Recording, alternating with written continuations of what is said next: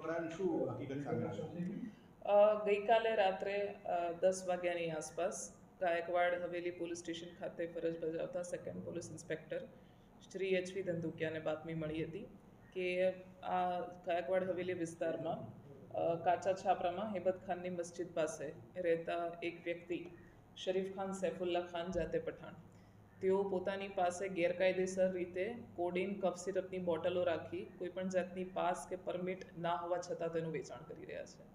તો આ બાતમીના આધારે ત્યારબાદ એમણે એનડીપીએસ એક્ટ હેઠળ જે પણ સ્ટાન્ડર્ડ ઓપરેટિંગ પ્રોસિજર છે એ પ્રમાણે તમામ કાર્યવાહી કરી પંચો રૂબરૂ એમના ઘરે રેડ કરતા કુલ 197 કોડીનની બોટલ મળી આવી હતી કે જેને વેચવા માટે કે રાખવા માટે એમની પાસે કોઈપણ પ્રકારની પાસ પરમિટ વગેરે કંઈ મળી આવ્યું ન હતું અને પંચો રૂબરૂ એને પૂછપરછ કરતા એ આ બોટલ્સ અરબાઝ અયુબ ખાન પઠાણ જુહાપુરા અમદાવાદ ના રહેવાસી પાસેથી લઈ આવ્યો હતો તેવું તેણે જણાવ્યું હતું.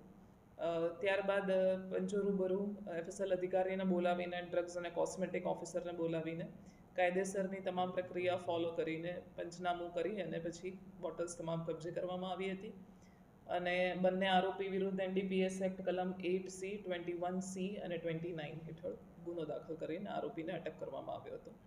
આમાં જેની પાસેથી એ બોટલ્સ લાવ્યા છે અરબાઝ ખાન અયુબ ખાન પઠાણ તેમને વોન્ટેડ જાહેર કરી તેમના વિરુદ્ધ પણ ગુનો નોંધી આગળ એમને પકડવાની કાર્યવાહી કરવામાં આવી છે.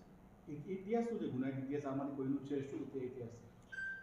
આમાંથી શરીફ ખાન સૈફુલ્લા ખાન પઠાણ કે જેની પાસેથી આ બોટલ્સ મળી આવી જેને અટક કરવામાં આવ્યો છે તેમના વિરુદ્ધ 2021માં ગાયકવાડ હવેલી પોલીસ સ્ટેશન ખાતે સેમ આવી જ રીતે કફ સિરપ રાખી ગેરકાયદેસર ધંધો કરવાનો ગુનો દાખલ કરવામાં આવ્યો હતો જેના અનુસંધાને એને કોર્ટ કસ્ટડીમાં પણ ખાસા 3 વર્ષ સુધી રહેવું પડ્યું હતું અને જસ્ટ આ જાન્યુઆરી 2024માં જ એ જામીન ઉપર છૂટ્યો હતો. ત્યારબાદ ફરીથી આ જ પ્રકારનો ધંધો કરવાની બાતમી મળતા એના વિરુદ્ધ રેડ કરવામાં આવી છે અને જે આરોપી વોન્ટેડ બતાવ્યો છે એ અરબાઝ અયુબ ખાન પઠાણ લગભગ એની પણ ક્રિમિનલ હિસ્ટ્રી છે.